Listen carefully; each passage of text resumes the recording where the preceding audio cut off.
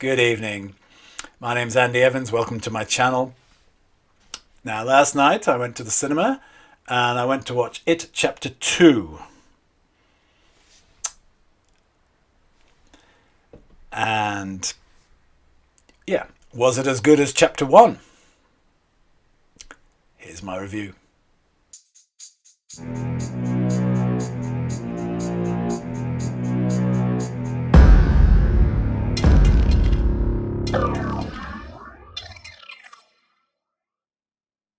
Go away.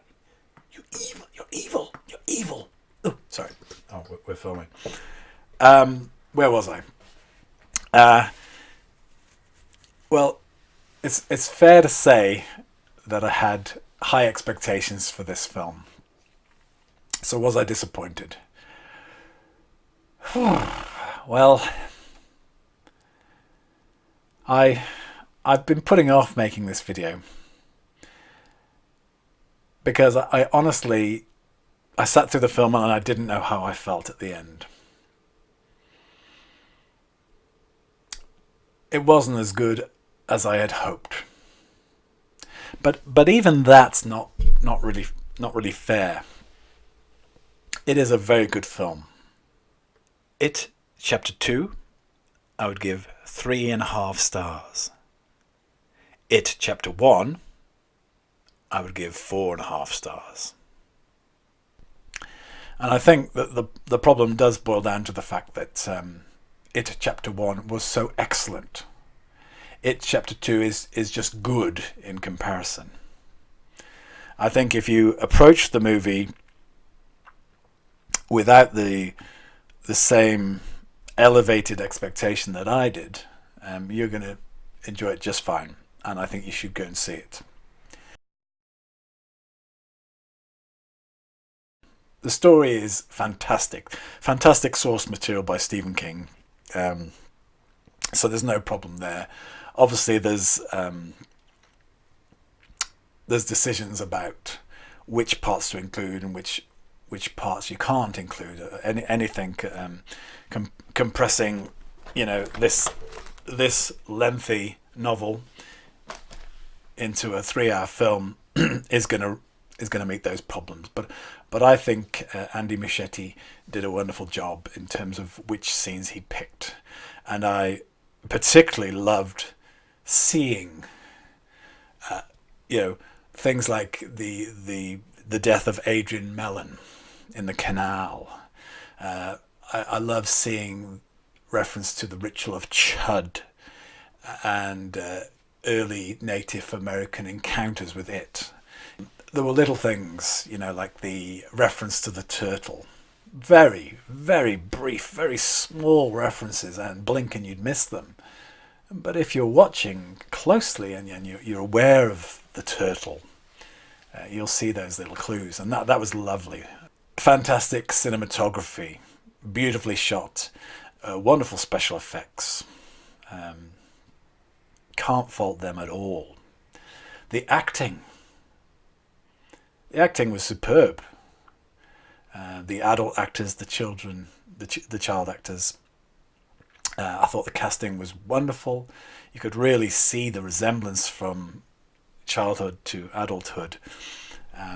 They just nailed it really well. Bill Skarsgård, of course, is back. He reprises his role as Pennywise, and he is as menacing as ever. It's actually nice to see not so much of an emphasis on Pennywise in this movie, and more character development between the losers, and focusing on those relationships, because that is the heartbeat of the novel. It's actually the horror is kind of peripheral to what the book is really about, which is friendship, and I think the movie attempts to do that.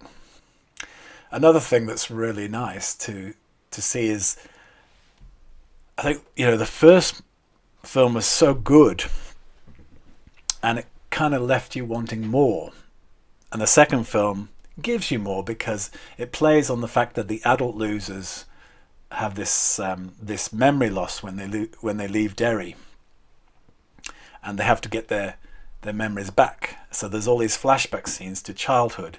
It just adds to the whole canvas of the two movies. So that's excellent. It's also wonderful to see Stephen King in a cameo role.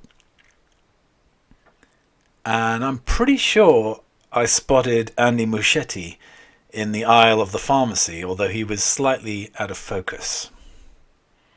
That was a nice touch. And there's also sort of combination of horror and humour. And I think most of the time that works really well. And there's a few sort of laugh out loud moments. But I think there's just the odd time, and I hate to say this, but there's the odd time where it just sort of feels cheesy and it kind of cheapens the horror. It just doesn't quite work somehow. I don't begin to understand why that is. It felt like a long movie. It was a long movie, but it felt like a long movie. 3.5 stars. So my question is, what did you think? Have you seen the film? Did you like it? Did you not like it? What did you like? What did you not like? Let's have a discussion about this film, because it's a great film and it deserves to be discussed.